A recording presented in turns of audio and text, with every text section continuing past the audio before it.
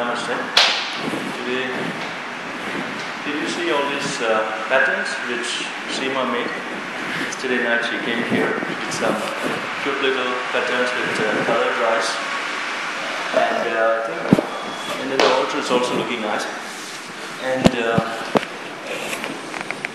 you know why this is done, right? It's done by Seema as her offering to the studio for Deepavali. I think she has also left some sweets and things like that on the table there. So maybe we'll talk 10 minutes about Deepavali. Okay. You know what is Deepavali? What is it? Festival of lights. So it's a festival. That means a celebration. Yeah. What the festival implies. What is the intrinsic message which is conveyed through all these celebrations. We sometimes get missed in the middle of all this feasting and firecrackers and everything. Sometimes that wisdom goes unheard. We will hear all this, and so today we will just talk a little bit about this whole Deepavali festival. Deepavali, the meaning you know, Deepam means light and Avali means a row or line. So it's like a row of lights. And why it is celebrated, there are many stories. So any festival has a story, has a legend attached to it. And there are many stories. One of the popular stories is about Prince Rama. Have you heard about Rama? Story-wise, the Rama. It's a great, it's in the legends. We don't know whether historically such a person existed. It is so long past. But it's a legend, so maybe it's true also. So it said that Deepavali is a day of celebration when Prince Rama returns after defeating the demon king Ravana. And as he returns back triumphantly back to his kingdom, the whole city, the people, to show appreciation, they light these lamps and await his return. So that same thing is followed now. They welcome Rama with light. So this is nice. Now when we look at it from a yogic perspective, we have to first look at not who is Rama, but what is Rama. Okay? So Rama, there is his personality, which is in the legends. But if you really look at it, the meaning also the teachers have given us, which is Ramade Idi Ramaha. Rama means joy. Okay? Idi means this. This that gives joy is Rama. Or this that is joy is Rama. So Rama is equated to joy.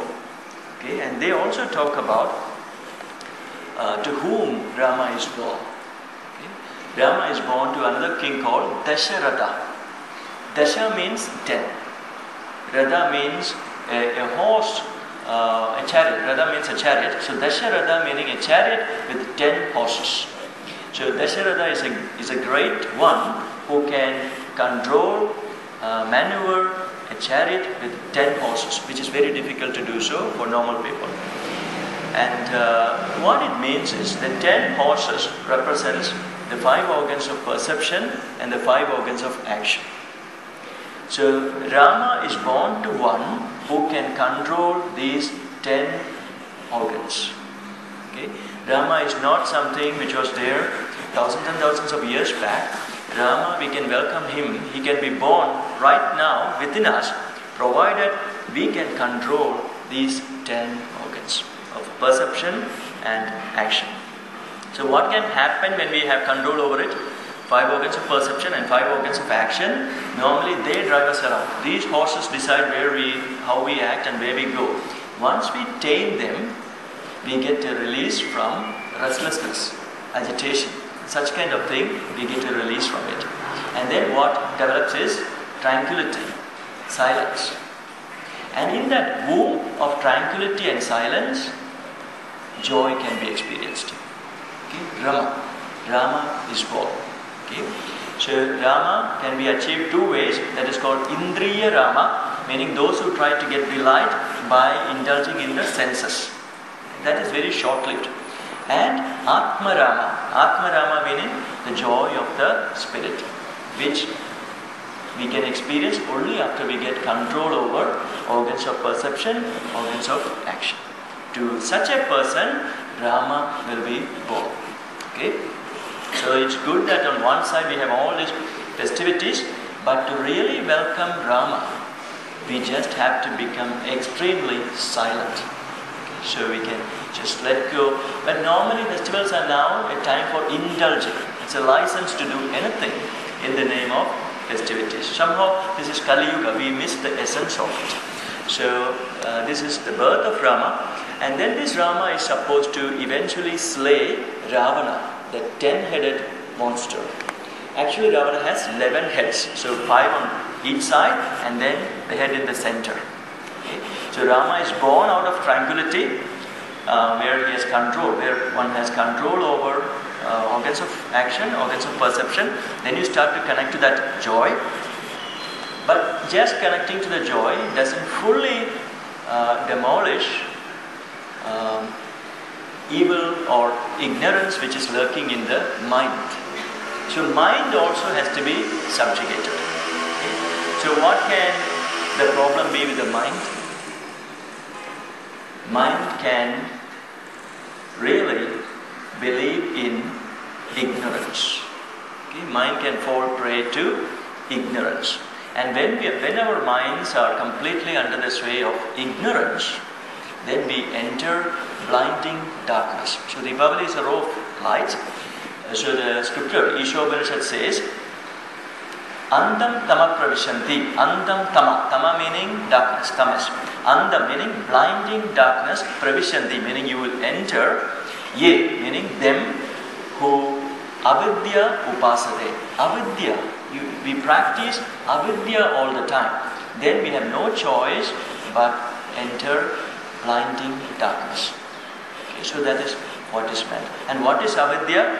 Avidya is the mind's mistake of confusing between that which is ephemeral, temporal, with that which is lasting. So we think our body is lasting. We get some happiness from something. We expect that person or that object to give us lasting happiness. When something goes wrong, we are devastated. How could people change? But change is the very nature of everything. Okay? So we believe in that kind of thing.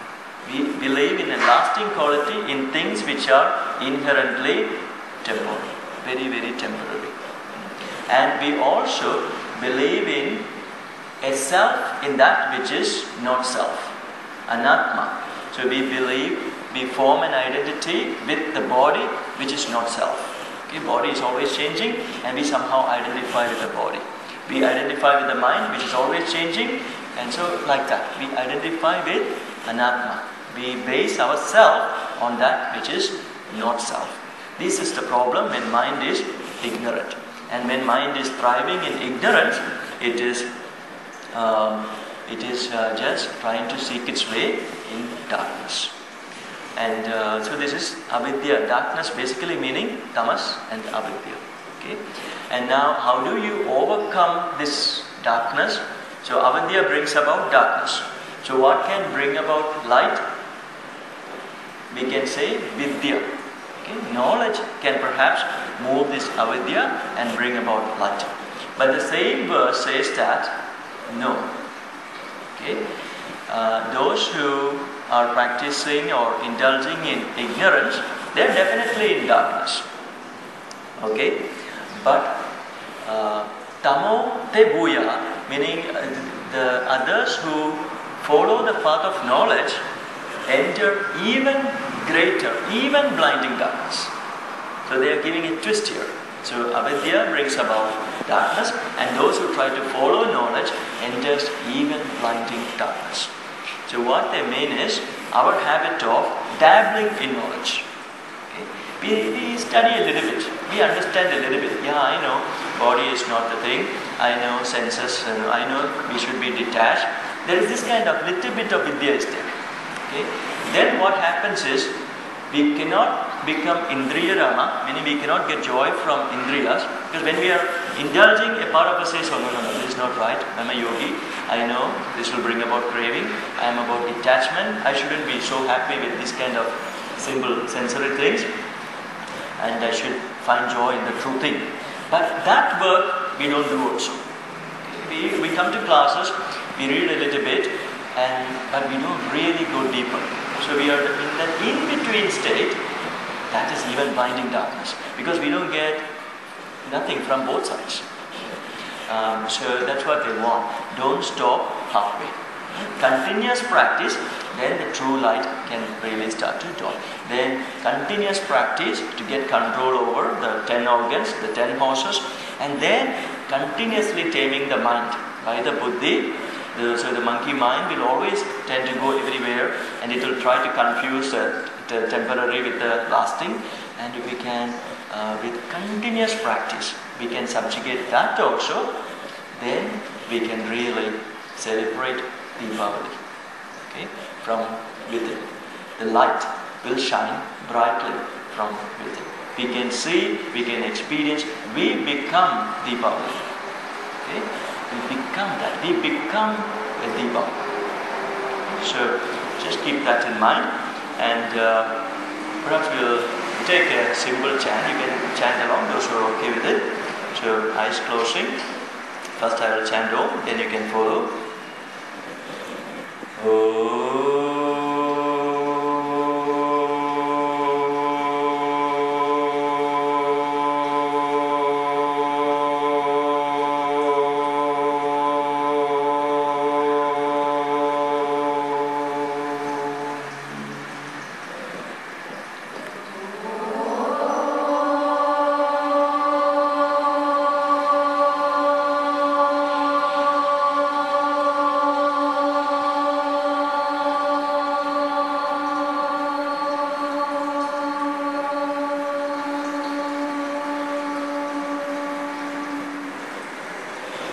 Asatoma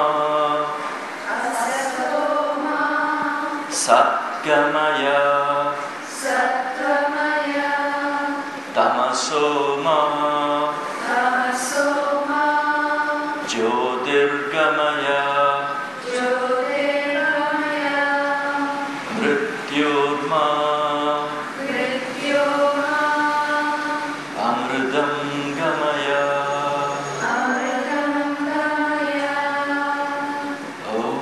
Shanti, Shanti, Shanti.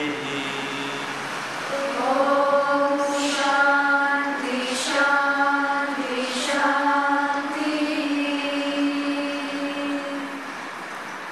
So this particular prayer is Asatoma Satgamaya, meaning lead us from untruth to the truth. Tamasoma Jyotirgamaya, meaning lead us from darkness to light. Mrityurma Amridangamaya, meaning from death to immortality. So that just means when we are identified with body, when we are hooked with body, definitely that death is there. But when we attach to Rama, that pure Atma Rama, the pure spirit, that is not born, that is always there, that doesn't die also. When we control our organs of perception, action and mind, it has a chance to express itself to us, or we have a chance to see that, to recognize that. So happy Deepavali in this way to everybody. It's not just about Indians or anybody. We all have senses, we all have organs of action, and we have this mind, and we all are abounding mainly, at least most of us, in ignorance. And may the practice, may the teachings, everything guide us towards light. Namaste, and take a short shavasana.